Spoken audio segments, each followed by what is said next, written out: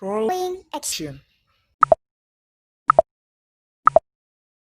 Halo teman-teman semua, perkenalkan kami dari kelompok 13 Psikologi Kognitif kelas A, Fakultas Psikologi Universitas HKBP Negeri Medan. Baiklah, adapun nama anggota dari kelompok kami, yang pertama itu ada saya sendiri, Grace Natasha Limban Tobing, lalu yang kedua ada Putri Sion Tobing, lalu yang ketiga ada Natulja Triputri Simanjuntak. Baiklah, pada kesempatan kali ini kami akan melakukan eksperimen mengenai pemecahan masalah atau problem solving yang mendemonstrasikan ketetapan fungsional atau functional fitness. Jadi, functional fitness ini adalah bias kognitif yang membatasi seseorang untuk menggunakan suatu objek sesuai dengan fungsi pada umumnya. Nah, jadi pada eksperimen kali ini kelompok kami menggunakan teka-teki lilin. Teka-teki lilin ini pertama kali diciptakan pada tahun 1945 oleh salah satu psikolog ternama yaitu Carl Dunbar. Nah, jadi tujuan eksperimen ini adalah untuk mengetahui seberapa cepat seseorang memecahkan suatu permasalahan dalam teka-teki lilin ini ketika dipengaruhi oleh ketetapan fungsional atau functional fitness dari sebuah kotak yang nantinya akan berada di salah satu bahan teka-teki lilin tersebut. Nah, untuk memahaminya lebih jelas, kita akan masuk pada eksperimen yang pertama. Check it out. Baiklah, di sini sudah ada dua partisipan yang saya jadikan ke dalam satu kelompok dalam eksperimen yang pertama.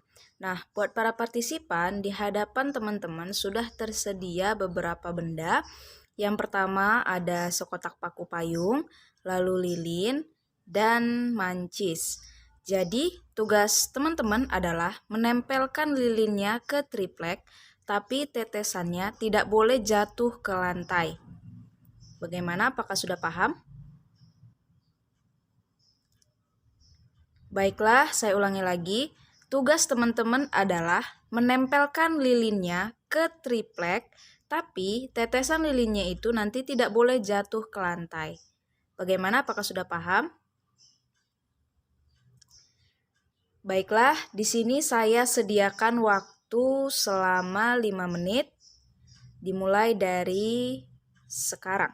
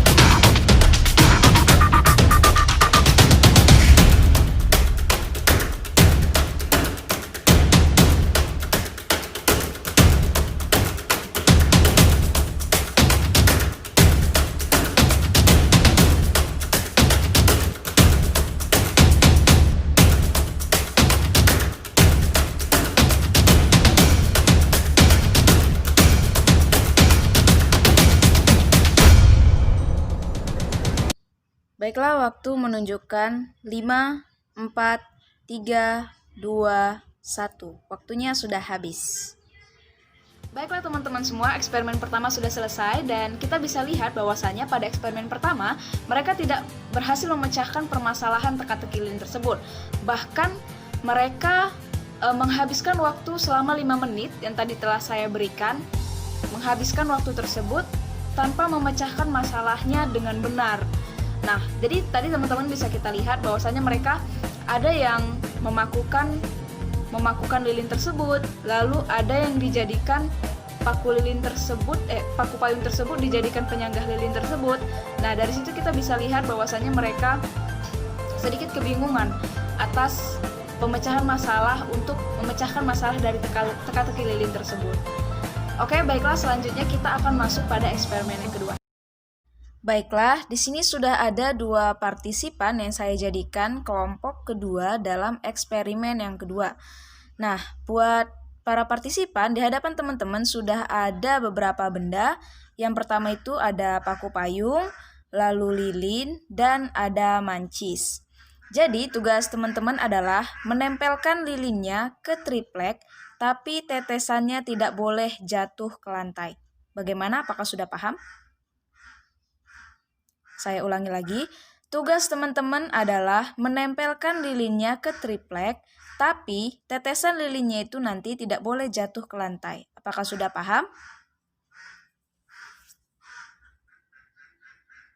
Baiklah, jika sudah paham, di sini saya berikan waktu selama 5 menit untuk pengerjaan dimulai dari sekarang.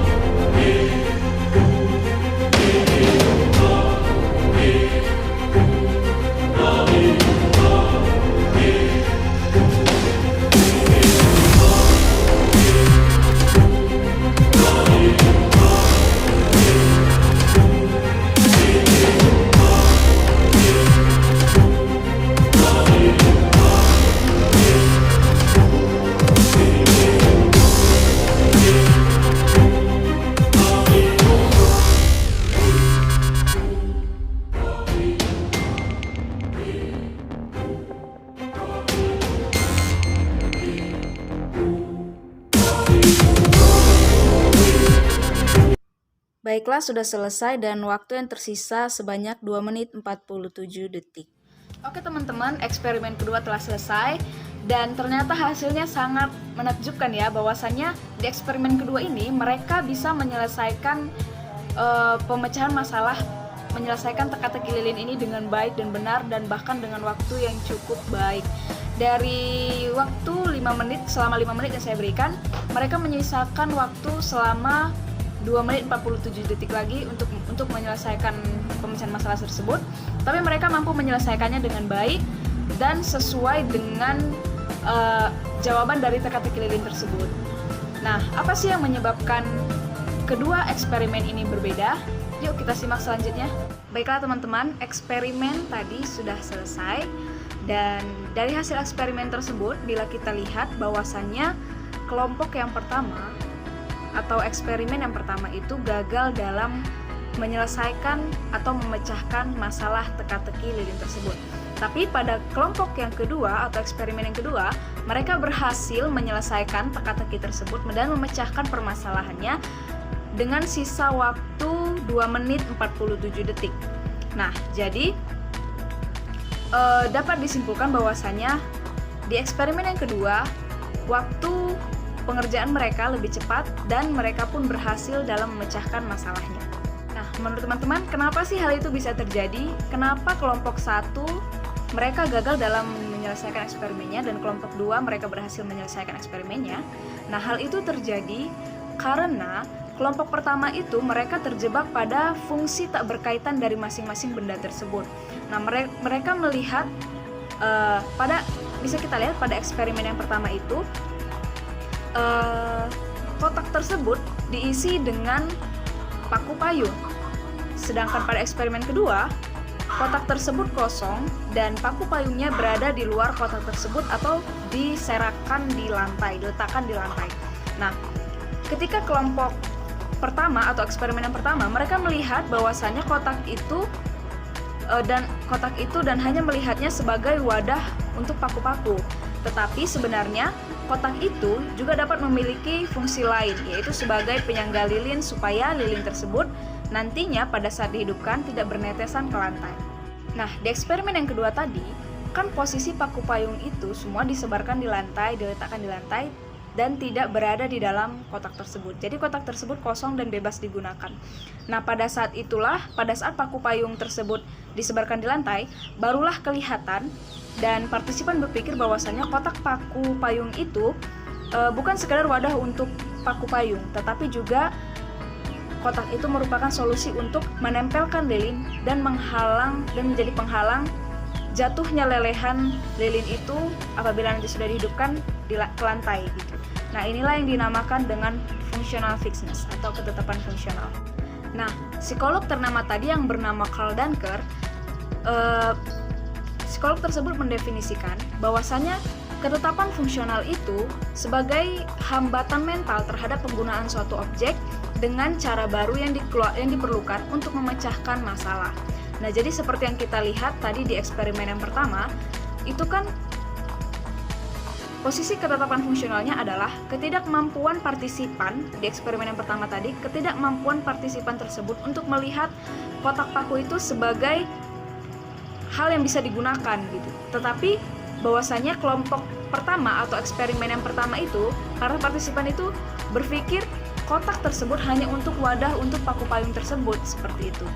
Nah, di partisipan pertama atau eksperimen pertama, mereka tidak dapat berpikir untuk menggunakan kotak paku tersebut dengan cara lain selain dari fungsi konvensionalnya, yaitu tempat dari paku payung. Nah, peserta yang diberikan kotak paku kosong, yaitu yang pada eksperimen yang kedua, nah, mereka lebih memiliki kemungkinan 2 kali lebih besar untuk menyelesaikan masalah daripada yang disajikan dengan kotak paku yang digunakan sebagai wadah. Benar ya, dan hal itu terbukti melalui eksperimen yang tadi. Melihat bahwasannya di eksperimen yang pertama, mereka sedikit kebingungan dan mereka berpikir bahwasannya kotak paku itu hanyalah sekedar wadah untuk paku-paku itu dan tidak bisa digunakan untuk sanggahan lilin tadi. Sementara di eksperimen yang kedua, bisa sama-sama kita saksikan, para partisipan mereka berpikir bahwasannya untuk apa kotak ini di sini? Karena paku-pakunya tadi kan sudah disebarkan di lantai. Jadi mereka berpikir bahwasannya, oh, dengan kotak ini bisa digunakan supaya lilin tersebut tidak meleleh ke bawah dan mengenai lantai. Oleh sebab itu, pada partisipan kedua atau eksperimen yang kedua, mereka berhasil menyelesaikan permasalahan dengan baik dengan waktu yang cukup cepat juga. Nah, kesimpulan dari eksperimen yang telah kami lakukan tadi, pemecahan masalah dapat terhambat ketika kita tidak dapat mengatasi functional fixedness dengan baik.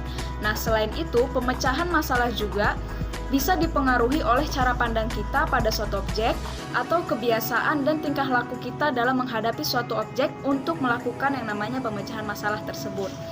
Dalam pemecahan masalah, kita menggunakan aktivitas kognitif kita. Adapun tindakan kognitif kita yaitu mulai dari mengidentifikasi masalah, Mengidentifikasi masalah di sini yaitu seperti yang tadi para partisipan lakukan untuk memecahkan teka-teki lilin tadi. Mereka mengidentifikasi kira-kira hal apa yang bisa dilakukan untuk memecahkan teka-teki tersebut. Lalu yang selanjutnya yaitu representasi masalah. Lalu yang selanjutnya itu merencanakan sebuah solusi.